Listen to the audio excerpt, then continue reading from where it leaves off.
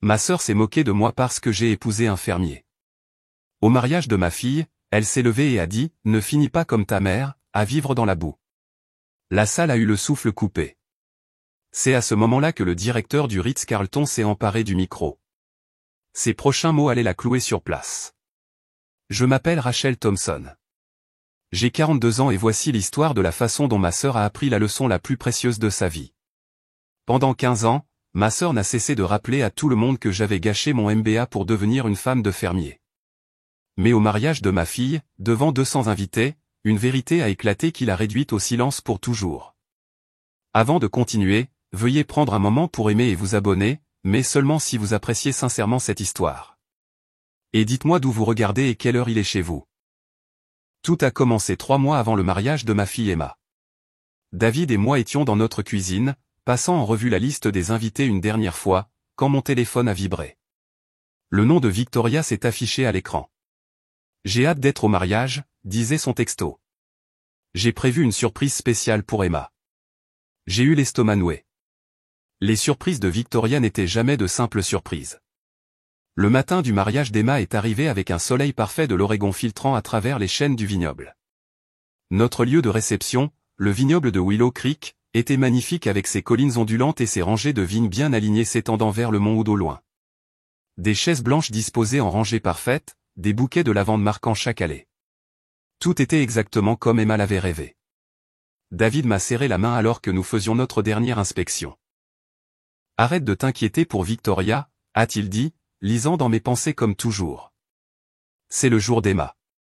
Mais à 14 h, 1 heure avant la cérémonie, la Tesla de Victoria a remonté l'allée de gravier.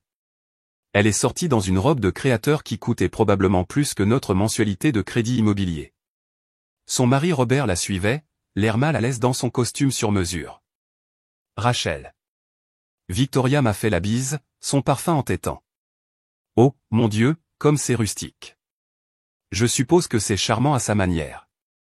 Elle a jeté un coup d'œil à la grange où se tiendrait la réception. Très authentique, très toi. J'ai forcé un sourire. Emma adore cet endroit. Bien sûr qu'elle l'adore, ma chérie. Elle a grandi avec des goûts simples. Les yeux de Victoria ont balayé ma robe, une pièce bleu marine élégante mais modeste que j'avais trouvée chez Nordstrom Rack. C'est ce que tu portes. Avant que je puisse répondre, elle s'est tournée vers la coordinatrice du mariage. Je dois parler à la personne qui s'occupe des discours. J'ai prévu quelque chose de spécial pour ma nièce. La coordinatrice m'a regardé d'un air interrogateur. J'ai hoché la tête, bien que ma poitrine se soit serrée. Victoria a sorti une enveloppe de son sac à main, épaisse et de couleur crème. Ceci est la première partie de mon cadeau, a-t-elle dit en l'agitant mystérieusement. La deuxième partie viendra pendant mon toast. Je ne savais pas alors que son cadeau allait tout changer. Alors que les invités commençaient à arriver, Victoria s'est positionnée près de l'entrée comme une hôtesse non officielle, s'assurant que tout le monde la remarquait. Oui, j'ai pris l'avion de San Francisco. J'ai dû repousser une réunion du conseil d'administration, mais la famille passe avant tout, n'est-ce pas? L'ai-je entendu dire à la camarade de chambre d'université d'Emma. Elle a intercepté nos voisins, les Johnson. Oh, vous connaissez Rachel du marché des fermiers. Comme c'est pittoresque. Je n'arrête pas de lui dire qu'elle pourrait faire tellement plus avec ce MBA. Mais certaines personnes préfèrent la vie simple. La mâchoire de David s'est crispée alors qu'il ajustait sa cravate, celle qu'Emma lui avait offerte et sur laquelle était écrit en petites lettres, « Père de la mariée ». Ses mains, marquées en permanence par les lignes de la terre malgré le brossage, tremblaient légèrement. « Laisse tomber », ai-je murmuré. Elle recommence, a-t-il marmonné, à tout ramener à elle. Le maître de cérémonie, un jeune homme nommé Tyler, s'est approché de nous, l'air agité. « Madame Thompson, votre sœur insiste pour porter un toast spécial. Elle dit qu'elle en a discuté avec vous. » Ce n'était pas le cas, mais Victoria était déjà à nos côtés. Bien sûr que c'est réglé. Je suis la seule tante de la mariée. J'ai préparé quelque chose d'inspirant pour Emma. Elle a tendu une fiche à Tyler. Assurez-vous de me présenter correctement. Victoria Mitchell, directrice marketing senior chez Technova Industries. Tyler m'a jeté un coup d'œil. La cérémonie allait commencer dans 20 minutes. 200 invités prenaient place. Mon père, âgé de 73 ans et se remettant d'une opération de la hanche, était aidé par ma mère pour s'asseoir. Ce n'était pas le moment pour une confrontation. D'accord, ai-je dit doucement, mais sois brève, Victoria. Elle m'a tapoté l'épaule avec condescendance. Ne t'inquiète pas, ma sœur. Je sais exactement ce qui doit être dit. La façon dont elle a insisté sur « exactement » m'a glacé le sang. La cérémonie était magnifique. Emma rayonnait en descendant l'allée, sa robe blanche captant la lumière de l'après-midi. Son nouveau mari, Marcus, a eu les larmes aux yeux lorsqu'elle a atteint l'hôtel. Même Victoria semblait émue, épongeant ses yeux avec un mouchoir brodé. Mais pendant la réception, alors que les invités savouraient leur dîner, de la ferme à la table, Tyler a tapoté le microphone. Mesdames et messieurs, avant d'écouter le témoin et la demoiselle d'honneur, la tante de la mariée a demandé à partager quelques mots. Veuillez accueillir Victoria Mitchell, directrice marketing senior chez Technova Industries. Victoria s'est levée en lissant sa robe. Le projecteur l'a immédiatement trouvée. Elle s'était positionnée à la table d'honneur où tout le monde pouvait la voir. Merci, Tyler. Elle a souri, ses boucles d'oreilles en diamant captant la lumière. Vous savez, regarder Emma aujourd'hui me rappelle quand je regardais sa mère à son mariage il y a 20 ans. Quelques invités ont souri. Cela semblait assez inoffensif. Rachel était si jeune alors, si pleine de potentiel. La voix de Victoria portait parfaitement à travers les haut-parleurs. Fraîchement sortie de Northwestern avec son MBA, le monde à ses pieds. Nous avions tous de si grands espoirs. La température dans la pièce semblait chuter. La main de David a trouvé la mienne sous la table. Victoria n'avait pas fini. Alors que Victoria continuait son discours, mon esprit a revécu 15 ans de moments exactement comme celui-ci. Noël 2010. Un MBA de Northwestern et tu fais la comptabilité pour des légumes. Avait-elle ri, un verre de vin à la main, pendant que notre famille élargie écoutait mal à l'aise. Thanksgiving 2015. Je viens de conclure une campagne d'1 million de dollars, avait-elle annoncé, puis s'était tournée vers moi. Rachel, tu comptes toujours les carottes? Quand j'ai expliqué que nous venions de décrocher un contrat avec Whole Foods, elle a balayé l'information d'un geste dédaigneux. Comme c'est gentil. Les épiceries locales ont aussi besoin de fournisseurs, je suppose. La remise des diplômes du lycée d'Emma.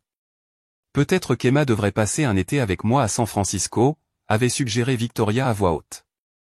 Pour lui montrer qu'il y a plus dans la vie que la terre et les marchés de fermiers. Sans vouloir t'offenser, David, mais elle a besoin de voir des gens qui réussissent. David ne répondait jamais à ses piques. Son succès parlait discrètement, la ferme de 3e génération qu'il avait modernisée, les pratiques durables dont il avait été le pionnier, les employés qu'il traitait comme sa famille. Mais Victoria ne voyait que la terre sous ses ongles. Le pire, c'était lors de sa seule visite, il y a 5 ans. Elle s'était tenue sur notre seuil, refusant d'entrer. Je suis allergique à tout ça, avait-elle dit en faisant un geste vague. L'odeur, la poussière. Comment peux-tu vivre comme ça, Rachel? Tu avais un tel potentiel. Ses propres enfants, chaque fois que nous les voyions lors des réunions de famille, fronçaient le nez quand Emma les serrait dans ses bras. Maman dit que tu sens la ferme, avait un jour déclaré sa fille. Victoria ne l'avait pas corrigé. Chaque affront avait été assez petit pour paraître mesquin si je m'en plaignais, mais ensemble, ils avaient creusé des sillons dans mon cœur. Mes parents l'avaient remarqué, mais ne disaient rien. Victoria avait toujours été l'enfant prodige, celle qui avait réussi. Maintenant, debout devant 200 invités au mariage de ma fille, Victoria recommençait. Mais cette fois, quelque chose semblait différent. Le calme de David à mes côtés n'était pas de la résignation. C'était de l'anticipation. La patience, disait-il toujours, le succès n'a pas besoin de s'annoncer. Je pensais qu'il le disait de manière philosophique. Je ne savais pas qu'il le pensait littéralement. Pas avant que Tyler ne commence à vérifier son téléphone à plusieurs reprises, jetant des regards de plus en plus fréquents vers l'entrée. Quelque chose était sur le point de se produire. Le discours de Victoria continuait, chaque mot soigneusement choisi pour blesser tout en conservant une dénégation plausible. Quand Rachel m'a dit qu'elle épousait un fermier, Victoria a fait une pause pour les faits, j'ai pensé que c'était une phase. Vous savez, certaines femmes traversent cette période de retour à la nature. Plusieurs invités se sont agités mal à l'aise. Mais 20 ans plus tard, la voilà, persévérant toujours. Le premier signe de son mépris a toujours été le refus de nous rendre visite. En 15 ans, Victoria n'était venue à notre ferme qu'une seule fois. Elle avait tenu 10 minutes avant de prétexter des allergies et d'attendre dans sa voiture. Quand Emma avait remporté son championnat 4H à 16 ans, un immense honneur dans notre communauté, Victoria avait décliné la célébration. Je ne fais pas les granges, avait-elle texté. Envoyé des photos. Mais ce n'était pas seulement l'absence. C'était le rejet actif. Quand Emma avait publié sa lettre d'acceptation au programme de commerce agricole de l'UC Davis, Victoria avait commenté publiquement « Eh bien, je suppose que quelqu'un doit le faire. Dieu merci, mes enfants visent plus haut. » Le deuxième signe était la façon dont elle avait monté ses enfants contre nous. Le Noël dernier, son fils avait refusé de manger notre contribution au dîner, des légumes bio rôtis de notre ferme. Maman dit qu'on ne sait pas ce qu'il y a vraiment dans la nourriture bio, avait-il annoncé. Elle dit que c'est juste du marketing pour les gens qui ne peuvent pas se permettre la vraie qualité. Sa fille avait été pire. Au 70e anniversaire de notre père, elle avait demandé à Emma à voix haute, « Tu ne veux pas faire quelque chose d'important dans ta vie ? Ma mère dit que ta mère a gâché son éducation. Tu ne veux pas finir comme ça, n'est-ce pas ?» Emma avait pleuré tout le trajet du retour. Maintenant, Victoria montait en puissance, sa voix s'élevant avec une fausse inquiétude. J'espère juste qu'Emma se souviendra qu'elle n'a pas à se limiter.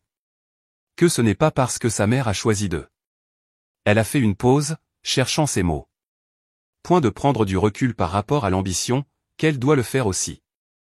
Les parents de Marcus ont échangé des regards.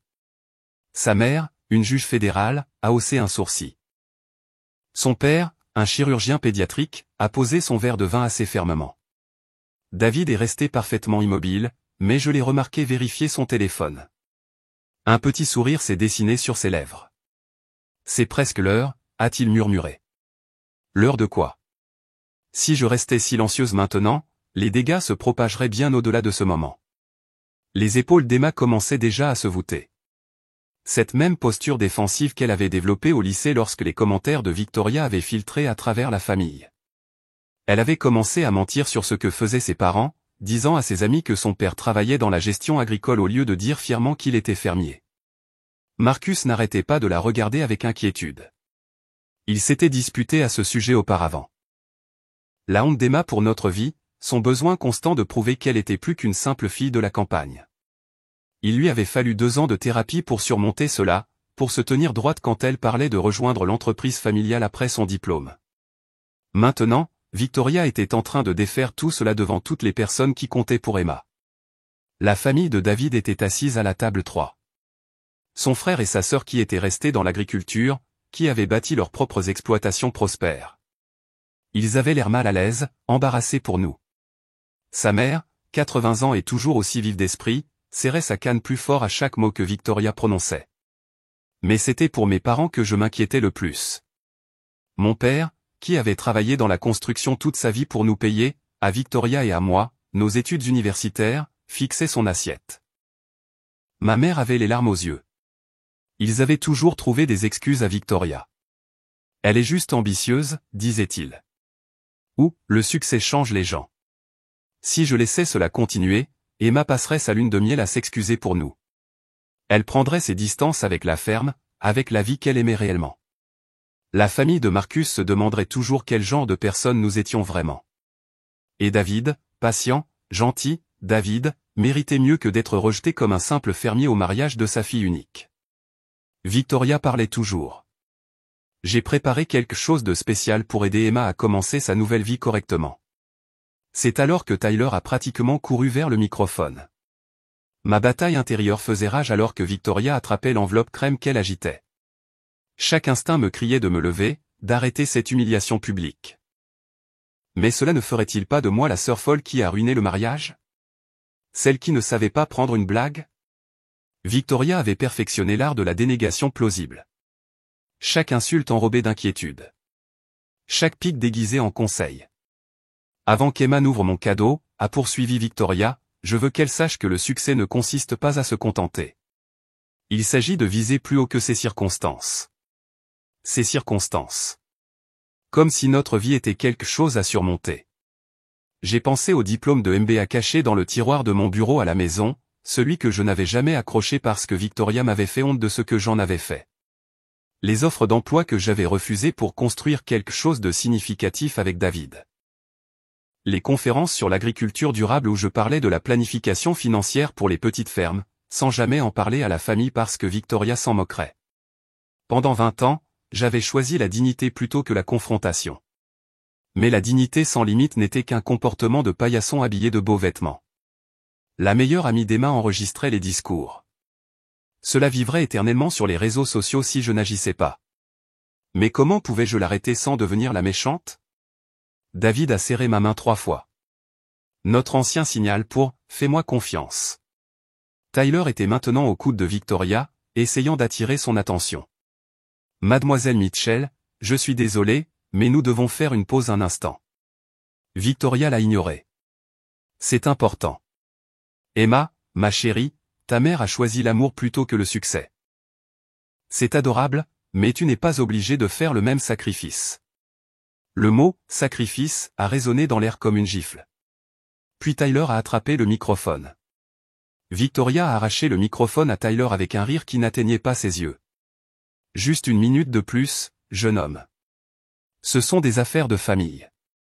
Elle s'est retournée vers la foule, son sourire aussi tranchant que du verre. Où en étais-je? Ah oui, l'avenir d'Emma. Elle a brandi l'enveloppe. À l'intérieur se trouve un chèque, mais plus important encore, une lettre d'introduction pour mon PDG. Parce que contrairement à certaines personnes, je crois qu'il faut ouvrir des portes, pas les fermer. L'insistance sur « certaines personnes » en me regardant droit dans les yeux n'était pas subtile.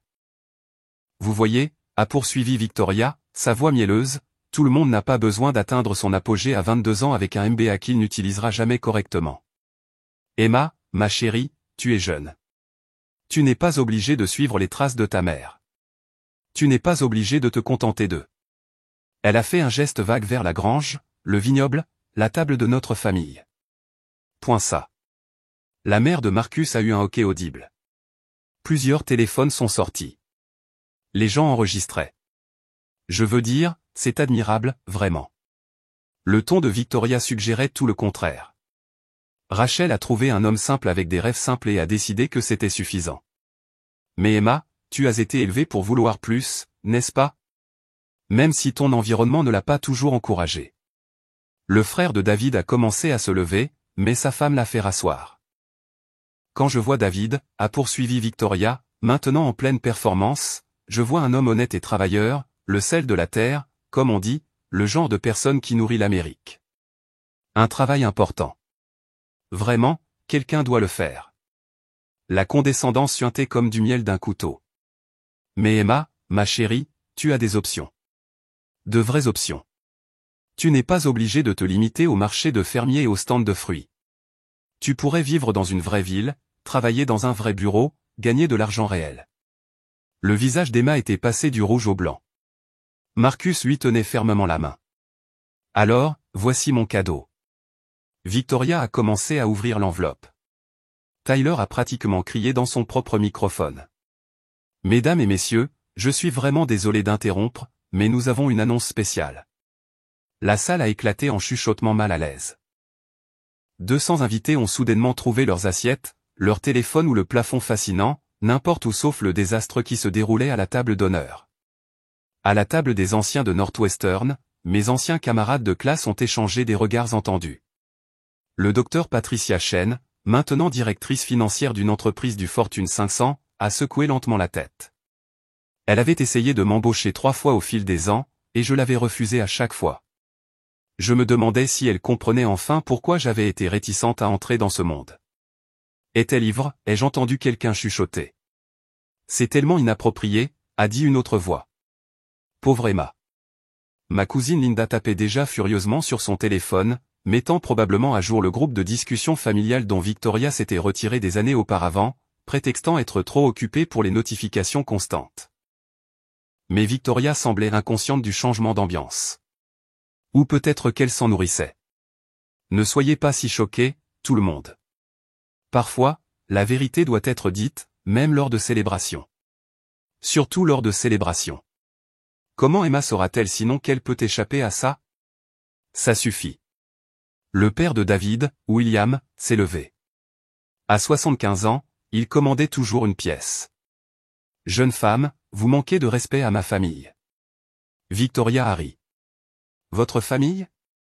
Avec tout le respect que je vous dois, Monsieur Thompson, votre famille est exactement ce dont j'essaie de sauver Emma. 3 générations de la même chose. Où est la croissance? Où est l'ambition? Emma pleurait maintenant, des larmes silencieuses coulant sur son maquillage soigneusement appliqué. Marcus lui a chuchoté quelque chose d'urgent à l'oreille, mais elle a secoué la tête, figée. Ma mère s'est levée en tremblant.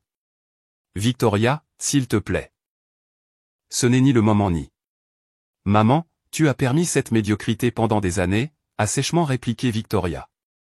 Toujours à défendre les choix de Rachel, à prétendre que c'est noble de gâcher son potentiel. Le photographe du mariage avait cessé de prendre des photos. Le vidéaste avait baissé sa caméra. Même le personnel de la restauration se tenait figé dans l'embrasure de la porte. Tyler avait l'air désespéré. Monsieur Harrison est là, mais Victoria l'a repoussé d'un geste de la main, se préparant pour sa grande finale. Alors, Emma, avant d'ouvrir mon cadeau, promets-nous à tous que tu ne te contenteras pas de. Point l'une des exploitations agricoles les plus prospères du nord-ouest du Pacifique. La voix a retenti depuis l'entrée.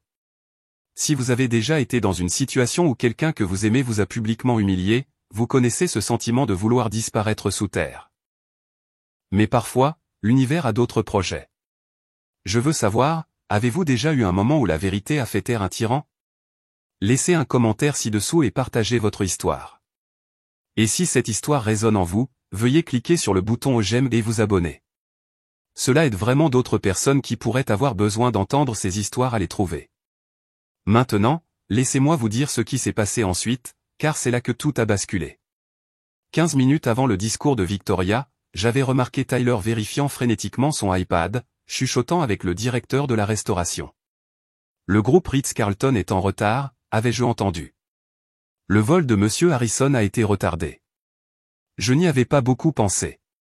Nous avions plusieurs fournisseurs présents, le fleuriste, l'assistant du photographe, le fournisseur de vin du vignoble.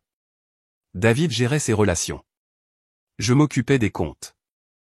Mais maintenant, Tyler bondissait presque sur place, faisant de grands gestes vers l'entrée. Monsieur Harrison, un timing parfait. Mesdames et messieurs, veuillez accueillir Monsieur James Harrison, vice-président des achats pour le groupe hôtelier Ritz-Carlton. La main de Victoria s'est figée en plein geste, l'enveloppe toujours fermée. Le Ritz-Carlton, a-t-elle dit dans le microphone, puis a semblé réaliser qu'elle était toujours amplifiée. Qu'est-ce que cela a à voir avec? Un homme distingué d'une 60aine d'années est entré, suivi de 2 jeunes cadres. Malgré leur costume froissé par le voyage, ils ont immédiatement commandé l'attention. Je m'excuse pour l'interruption, a dit Monsieur Harrison d'une voix douce, bien que ses yeux soient fixés sur Victoria avec une désapprobation évidente. Nous avons été retardés, mais nous ne pouvions pas manquer de célébrer avec la famille Thompson. Après tout, des partenaires comme eux sont rares. Des partenaires? David s'est levé, serrant chaleureusement la main de Monsieur Harrison. Ils se connaissaient manifestement bien. Très bien. Le sourire de Victoria a vacillé. Je suis désolé, avez-vous dit partenaire? Mais Tyler était déjà de retour à son microphone, le soulagement visible sur son jeune visage. Oui, j'essayais d'annoncer que Thompson Organic Farm vient de signer un contrat d'exclusivité avec le groupe hôtelier Ritz-Carlton. La salle est devenue complètement silencieuse. Le téléphone de ma cousine Linda a glissé de sa main, tombant bruyamment sur le sol. L'enveloppe de Victoria a flotté jusqu'au sol, oublié, et David, le calme, l'humble David, a levé son verre de vin avec ses mains tachées de terre et a souri. J'avais manqué les signes toute la semaine, trop concentré sur le drame imminent de Victoria pour remarquer la confiance tranquille de David. La façon dont il avait souri lorsque la réponse de Victoria était arrivée. Laisse-la venir, avait-il simplement dit. Les mystérieux appels téléphoniques qu'il avait pris dans la grange, se terminant toujours par « oui », le 15 convient parfaitement. Le nouveau costume qu'il avait acheté, pas loué, pour le mariage. Emma mérite le meilleur, avait-il expliqué. Mais il y avait eu autre chose dans ses yeux. Même ce matin, quand je m'étais inquiété de la surprise de Victoria, il m'avait serré contre lui et avait murmuré, parfois, la meilleure réponse est un succès qu'ils ne peuvent ignorer. Maintenant, alors que M. Harrison serrait la main de David, je voyais mon mari différemment. Ce n'était pas le fermier maladroit que Victoria dépeignait. C'était un homme d'affaires qui avait tranquillement bâti un empire pendant qu'elle était occupée à se moquer de lui. Son téléphone a vibré sur la table. Il m'a montré l'écran, un texto de son avocat. Contrat entièrement exécuté. Félicitations pour l'accord annuel de 2,5 millions. Le communiqué de presse sort lundi. 2,5 millions annuels. J'ai regardé Victoria, toujours debout avec le microphone pendant mollement dans sa main. Son entreprise, malgré toutes ses vantardises, n'avait jamais décroché un contrat de cette taille. Je le savais parce qu'elle se serait assurée que tout le monde le sache. On leur dit, m'a murmuré David. Leur dire quoi? Il a souri. Ce rare sourire complet qui m'avait fait tomber amoureuse de lui il y a 22 ans. Tout. Monsieur Harrison avait atteint le microphone. Puis-je, a-t-il demandé poliment à Victoria. Elle s'est écartée, son visage un masque de confusion et d'effroi grandissant. Mesdames et messieurs, a commencé Monsieur Harrison.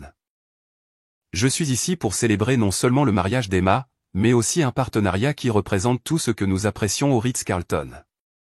L'authenticité, la qualité et une véritable excellence. Victoria s'est affaissée sur sa chaise. Avant que Monsieur Harrison puisse continuer, Victoria a retrouvé sa voix. Peut-être était-ce le désespoir ou simplement une incapacité à céder la vedette, mais elle s'est relevée, saisissant le microphone de Tyler.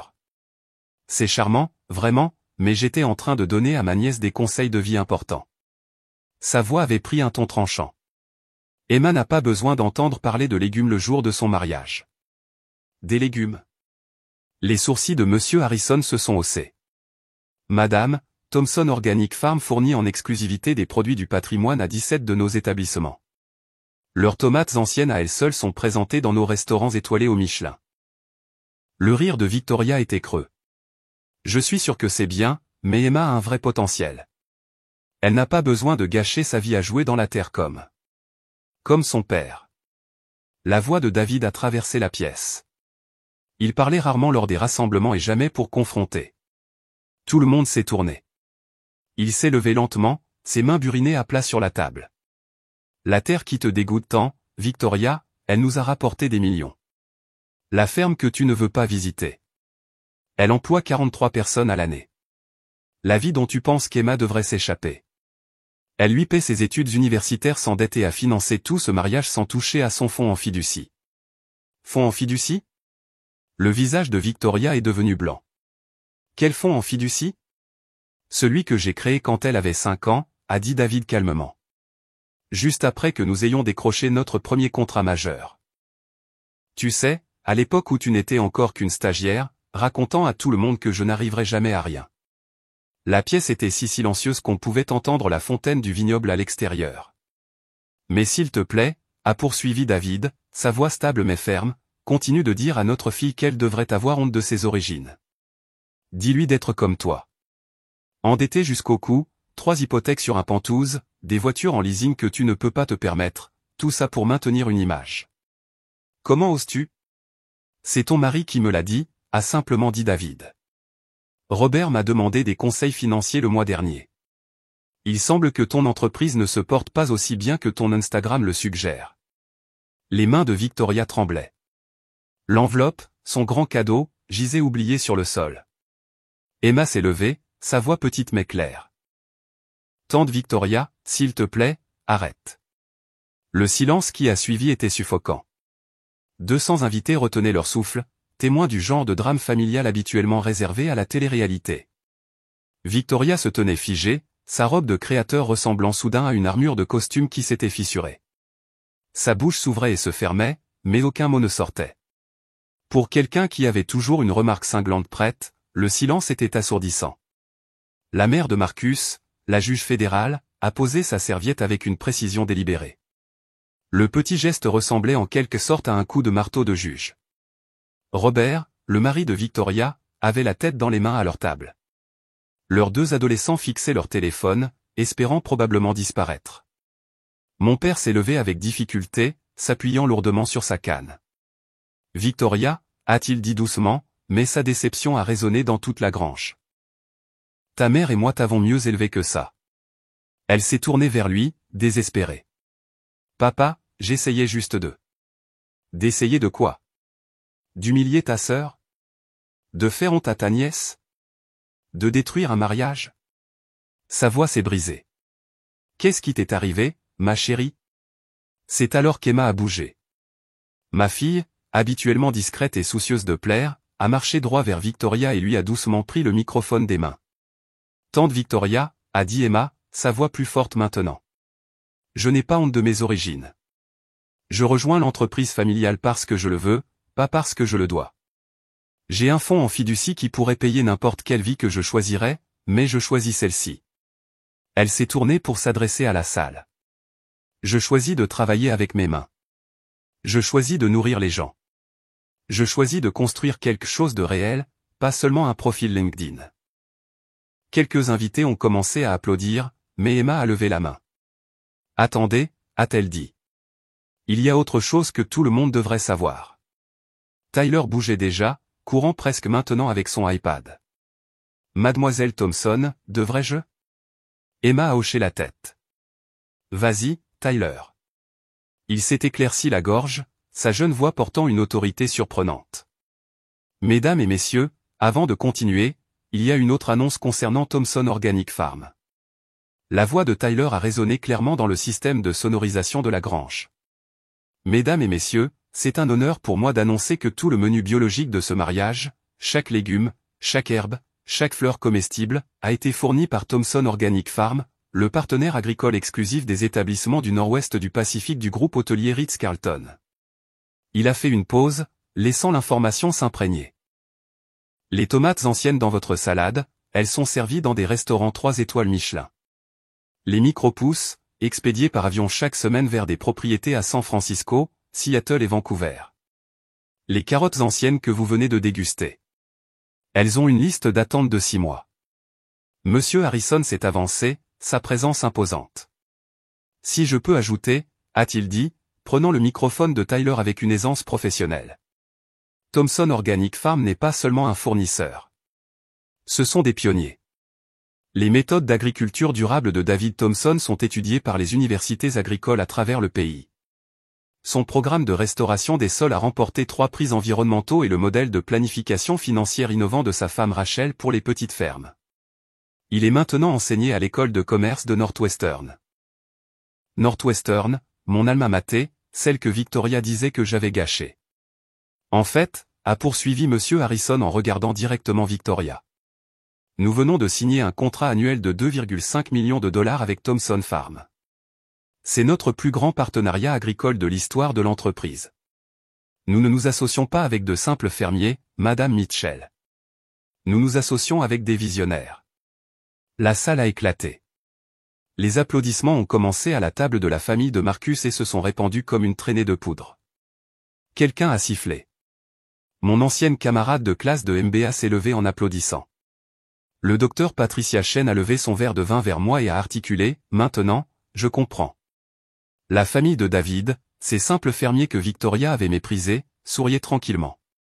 Ils avaient su depuis le début. La mère de David m'a fait un clin d'œil. Mais le coup de grâce est venu d'une source inattendue. En fait, a dit une femme à la table 12 en se levant. Je devrais me présenter. Je suis Jennifer Walsh de Forbes. Je suis ici en tant qu'amie de la famille de Marcus, mais je fais aussi un reportage sur les innovateurs agricoles. Monsieur Thompson, nous essayons de vous joindre depuis des mois. Votre exploitation est exactement ce que nous recherchons. La preuve que l'agriculture durable peut être plus rentable que l'agriculture industrielle. Forbes. Le magazine dans lequel Victoria essayait désespérément d'être mentionnée depuis 5 ans. La jambe de Victoria a semblé flancher. Elle s'est affaissée sur sa chaise, l'enveloppe crème toujours sur le sol, oubliée et sans pertinence.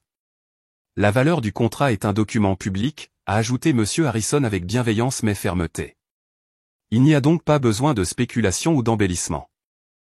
Thompson Farm a mérité chaque centime par l'excellence, pas par des soirées de réseautage ou des présentations PowerPoint. La pique envers le monde de Victoria était subtile mais sans équivoque. Emma a ramassé l'enveloppe tombée et l'a rendue à sa tante. Merci pour le cadeau, tante Victoria, mais j'ai déjà tout ce dont j'ai besoin. Le visage de Victoria a parcouru une gamme d'émotions comme un feu de circulation cassé. Le rouge de l'embarras, le blanc du choc, le vert de la nausée. Son maquillage parfaitement appliqué semblait se fissurer sous le poids de son humiliation.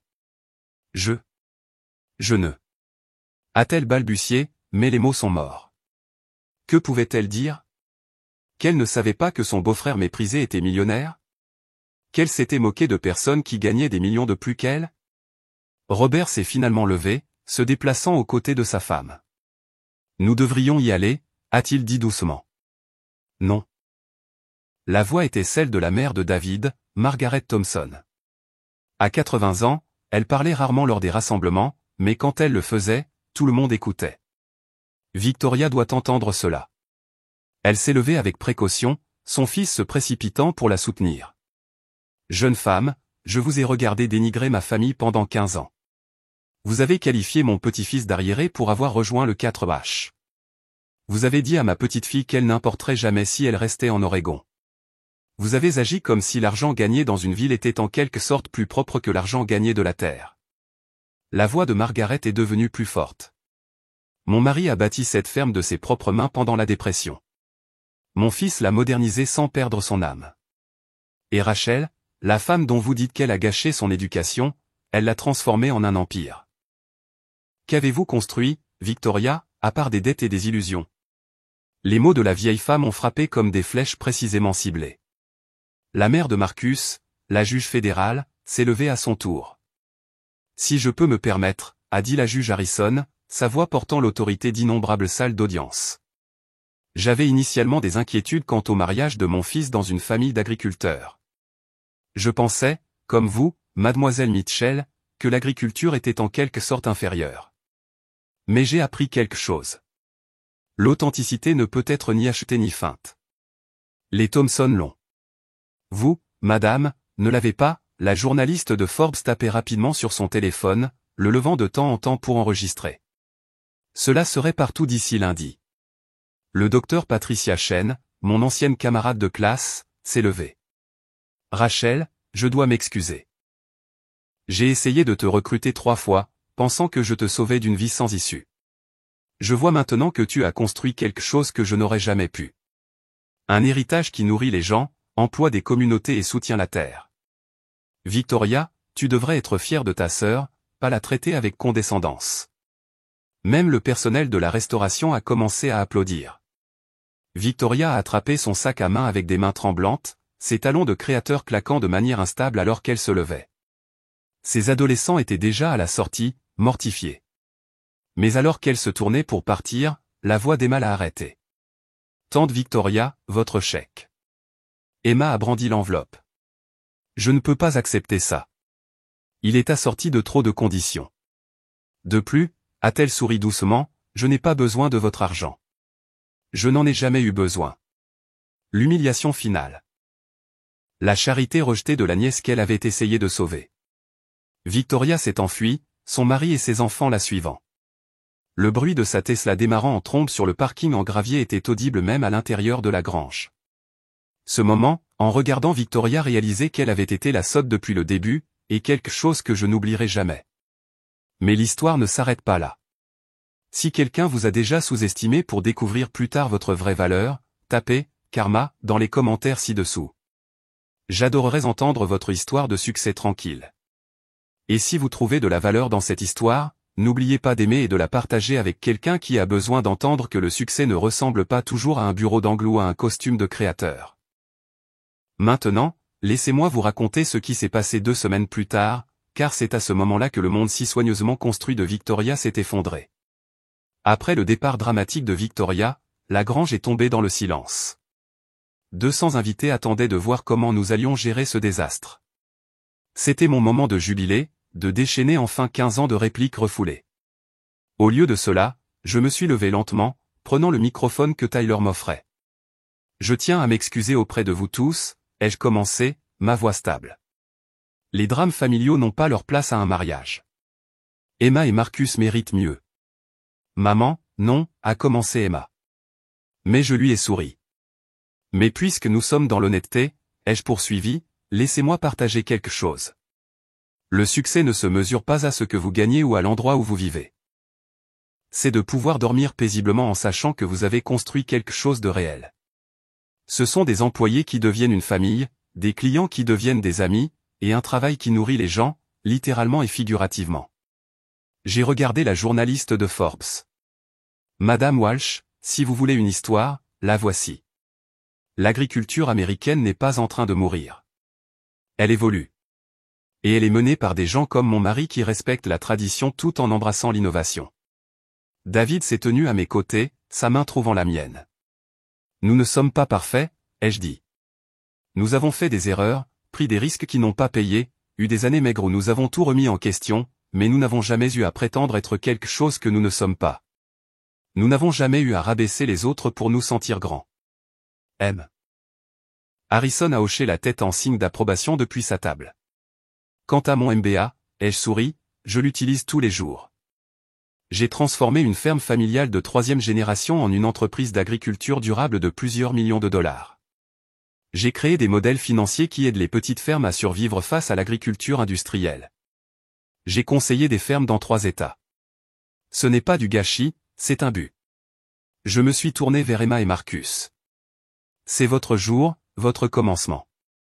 Ne laissez personne, famille ou autre, vous faire sentir petit pour avoir choisi le bonheur plutôt que les apparences. Puis j'ai fait quelque chose qui m'a surprise moi-même. Nous annonçons également que Thomson Farm fera un don de 50 000 $ au fonds de bourse d'études agricoles de l'Oregon, spécifiquement pour les étudiants à qui on a dit que l'agriculture n'était pas une vraie carrière. Les applaudissements ont été assourdissants, mais je n'avais pas terminé. Et Victoria, ai-je dit, sachant qu'elle était probablement encore sur le parking. Quand tu seras prête à avoir une vraie conversation sans la performance, tu sais où nous trouver. Nous serons dans la terre, à construire quelque chose qui compte. À travers les portes ouvertes de la grange, nous pouvions encore voir le parking. La Tesla de Victoria n'était pas encore partie. Elle était arrêtée à la sortie, les feux de détresse clignotant. Robert est apparu dans l'embrasure de la porte, le visage rouge d'embarras. Il a marché droit vers notre table, ignorant les regards des 200 invités. « Rachel, David » a-t-il dit doucement. « Je suis profondément désolé. Elle ne va pas bien. L'entreprise est en faillite. Elle le cache depuis des mois, même à moi. La maison est en cours de saisie. Les voitures sont en leasing et les paiements en retard. Tout ce que vous avez vu aujourd'hui, la robe, la bravade, c'est du désespoir. Je n'ai ressenti aucune satisfaction en entendant cela, seulement de la tristesse. Elle prend des anxiolytiques, a poursuivi Robert. Boit trop, la pression de maintenir l'image. Ça la détruit. Et puis découvrir que vous avez réussi tout ce temps, qu'elle s'est moquée de gens qui pourraient nous acheter et nous vendre 10 fois. Robert, a dit David doucement. C'est toujours de la famille. De la famille? Elle vous a terriblement traité, a répondu Robert. Je l'ai vue pendant des années, sans rien dire. Je suis complice. Mais la voir attaquer Emma à son mariage, sa voix s'est brisée. C'est notre nièce. Quel genre de personne sommes-nous devenus? Le père de Marcus, le chirurgien pédiatrique, s'est approché. Robert, si elle a besoin d'aide, d'une vraie aide. Je peux recommander quelqu'un. L'épuisement professionnel et l'anxiété de statut sont de réelles conditions médicales. Robert a hoché la tête avec gratitude. Elle est dans la voiture en train de pleurer. Elle n'arrête pas de dire qu'elle a tout gâché. Et honnêtement, c'est le cas. Nos enfants ne lui parlent plus. Ils sont mortifiés. Par la fenêtre, nous pouvions voir la fille adolescente de Victoria s'approcher de notre table. Elle ressemblait exactement à Victoria à cet âge, avant que l'ambition ne devienne toxique. Tante Rachel, a-t-elle dit doucement. Je suis désolé pour maman. Elle n'est pas vraiment comme ça. Ou peut-être qu'elle l'est, mais ça a empiré depuis que l'entreprise a commencé à péricliter. Elle a eu si peur que quelqu'un le découvre. Ma chérie, ai-je dit, la prenant dans mes bras. Ta mère est toujours ma sœur. Elle dit des choses sur vous, a murmuré la jeune fille. Mais je sais qu'elles ne sont pas vraies. Je suis la ferme sur Instagram. J'ai vu les prix, les articles. J'ai même écrit un devoir scolaire sur l'agriculture durable en utilisant votre modèle. La propre fille de Victoria, admirant secrètement ce que sa mère se moquait. Robert a rassemblé ses enfants. Nous allons y aller. Emma, Marcus, je suis vraiment désolé. Votre mariage est magnifique. Ne laissez pas cela le gâcher. Alors qu'il se dirigeait vers le parking, Victoria n'est jamais sortie de la voiture. À travers les vitres teintées, nous pouvions la voir penchée sur le volant. La Tesla est finalement partie, emportant avec elle 15 ans de supériorité soigneusement construite. 2 semaines après le mariage, j'étais dans mon bureau à examiner des contrats quand mon téléphone a sonné. Le nom de Victoria est apparu à l'écran. Je m'attendais à cet appel. Rachel. Sa voix était petite, rien à voir avec le ton autoritaire du mariage. On peut parler? J'ai posé mon stylo. Je t'écoute. Elle a fait une pause et je l'ai entendu prendre une profonde inspiration. Teknova a déposé le bilan hier. Le conseil d'administration m'a licencié la semaine dernière. Ils ont découvert que je gonflais nos chiffres pour les investisseurs. Je pourrais faire face à des accusations. Je suis restée silencieuse, la laissant continuer. Robert me quitte. Il dit qu'il ne peut plus me regarder me détruire. Les enfants restent avec lui. Ils ne veulent même pas me regarder. Sa voix s'est brisée. J'ai tout perdu, Rachel. Tout ce qui, selon moi, comptait. De quoi as-tu besoin, Victoria? J'ai besoin, a-t-elle sangloté. J'ai besoin de 50 000 $ juste pour couvrir les frais de justice, pour m'éviter la prison. Je sais que je n'ai aucun droit de demander. Je sais ce que je vous ai fait, à toi, à David, à Emma, mais tu es ma sœur, et je n'ai personne d'autre vers qui me tourner. 50 000 $, le montant exact que nous avions donné au fonds de bourse d'études. J'ai vu l'article de Forbes, a-t-elle poursuivi désespérément, sur votre succès, le contrat avec le Ritz-Carlton. Vous pouvez vous le permettre. Je vous rembourserai. Je jure que je ferai n'importe quoi. Je travaillerai à la ferme. Je m'excuserai publiquement. Tout ce que tu veux. Victoria, ai-je dit avec précaution. Quand as-tu rendu visite à maman et papa pour la dernière fois? Quoi? Noël il y a 2 ans. Et c'est 3 ans. Quand as-tu appelé Emma pour la dernière fois? Pour parler, pas pour critiquer. Silence. Quand as-tu, en 15 ans, dit quelque chose de positif sur notre vie? J'étais jalouse, a-t-elle éclaté. C'est ça que tu veux entendre? J'étais jalouse, mesquine et cruelle. Tu avais tout. L'amour vrai, un but, l'authenticité. J'avais des dettes, des mensonges, et un mari qui restait pour les enfants. Je t'ai attaqué parce que ton bonheur rendait mon vide insupportable. C'était la première chose honnête qu'elle disait depuis des années. S'il te plaît, Rachel. Je sais que je ne mérite pas la pitié, mais je me noie. J'ai pensé aux mots de David. Le succès n'a pas besoin de s'annoncer. J'ai pensé à la grâce d'Emma à son mariage. J'ai pensé au fonds de bourse et dans les jeunes à qui on avait dit qu'ils n'étaient pas assez. Victoria, ai-je dit finalement. Je ne te donnerai pas d'argent. Son sanglot était audible au téléphone. Mais je te donnerai autre chose. Je ne te donnerai pas d'argent, ai-je répété, mais je te mettrai en contact avec une conseillère financière spécialisée dans la faillite et le redressement. Son nom est Sarah Chen. Nous étions ensemble à Northwestern. Elle aide les gens à se reconstruire après une crise financière, et elle le fait avec dignité. Victoria était silencieuse, assimilant cela. Je te donnerai aussi le contact d'un thérapeute qui travaille sur l'anxiété de statut et la crise d'identité. Le docteur Morrison a aidé Emma quand tes commentaires affectaient sa confiance en soi. Il est excellent. Rachel, j'ai besoin d'argent, pas, non, Victoria, tu as besoin de reconstruire ta vie sur quelque chose de réel, pas d'un autre sauvetage qui te permet d'éviter les conséquences. Les 50 000 $ disparaîtraient en 3 mois, et tu serais de retour au même point.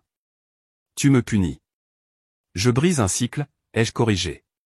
Maman et papa t'ont toujours renfloué. Chaque mauvais investissement, chaque dépense excessive, ils l'ont couvert. Ça ne t'a pas aidé, ça t'a encouragé. Elle pleurait maintenant, de gros sanglots qui me rappelaient notre enfance quand elle s'écorchait le genou. Mais je pourrais aller en prison. Sarah t'aidera à négocier avec les procureurs. Si tu es honnête sur tes erreurs, tu obtiendras probablement une probation et une restitution, pas la prison. Mais tu dois être honnête, Victoria. Complètement honnête. Fini la gestion d'image. Tu as des millions et tu n'aides pas ta propre sœur. Je t'aide, juste pas de la manière que tu veux. J'ai cherché les coordonnées de Sarah. Sarah facture sur une échelle mobile. Le docteur Morrison aussi. Je couvrirai ses frais. Ils s'élèveront probablement à environ $5 000 sur 6 mois. C'est mon offre. $5 000 en thérapie au lieu de $50 000 pour me sauver? Oui, parce que la thérapie pourrait réellement te sauver. L'argent ne ferait que retarder l'inévitable. David est entré dans mon bureau, ayant entendu la majeure partie de la conversation. Il a hoché la tête en signe de soutien. Il y a une autre chose, ai-je ajouté. Si tu acceptes cette offre, tu dois t'excuser auprès d'Emma. Vraiment t'excuser. Pas un texto, pas une carte, en personne. Et tu dois le penser sincèrement. Elle ne me pardonnera jamais. Tu pourrais être surprise. Emma a plus de grâce que nous deux réunis. Mais c'est son choix à elle, pas à toi de le présumer. Victoria est restée silencieuse si longtemps que j'ai cru qu'elle avait raccroché.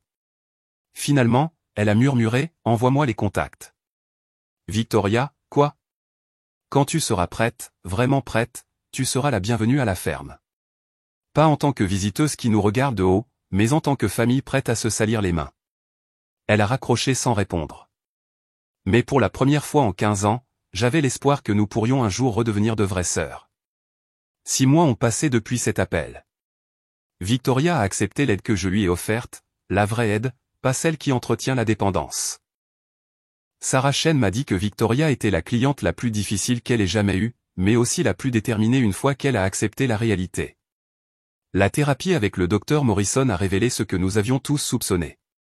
Victoria avait bâti toute son identité sur la validation externe.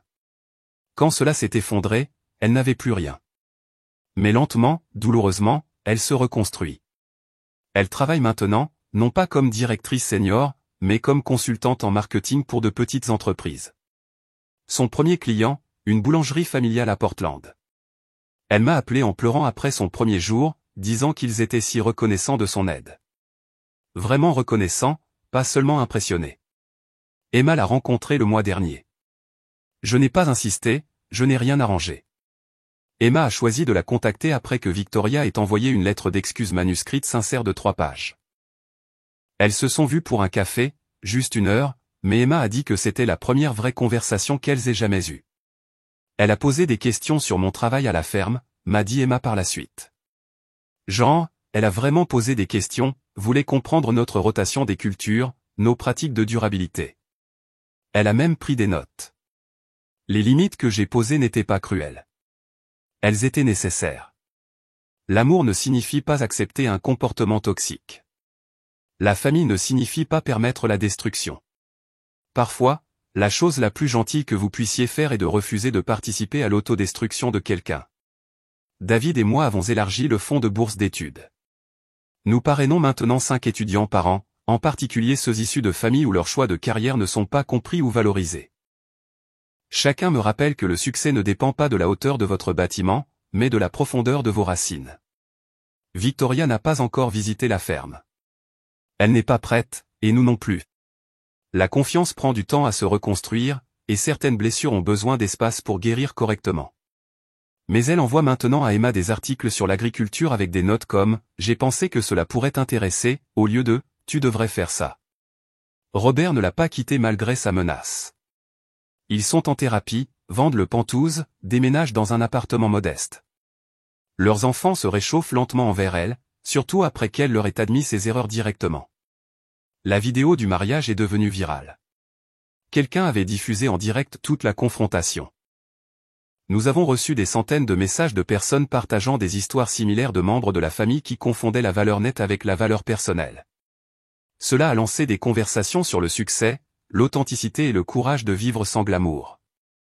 Mais la leçon la plus importante, parfois, la meilleure réponse au mépris de quelqu'un est simplement de bien vivre sans excuse ni explication. Voilà où en est notre histoire aujourd'hui.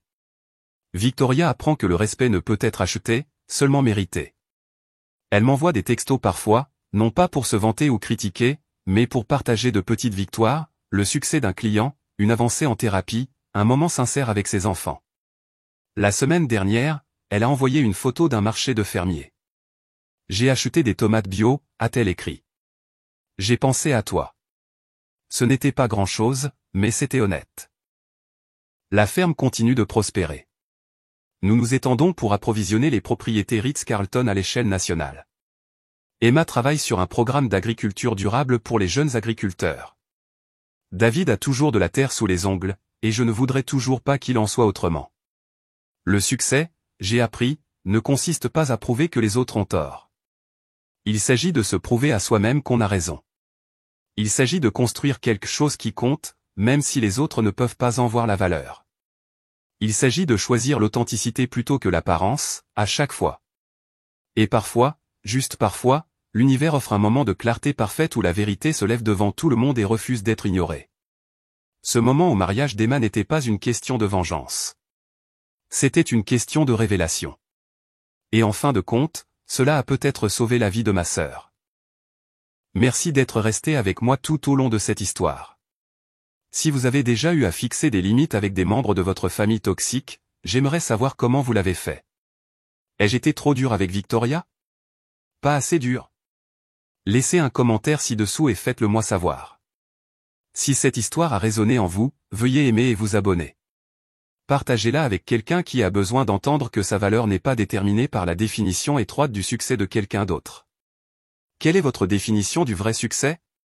Je suis sincèrement curieux de le savoir. Laissez vos pensées dans les commentaires. D'ici la prochaine fois, souvenez-vous que votre valeur ne diminue pas à cause de l'incapacité de quelqu'un à la reconnaître.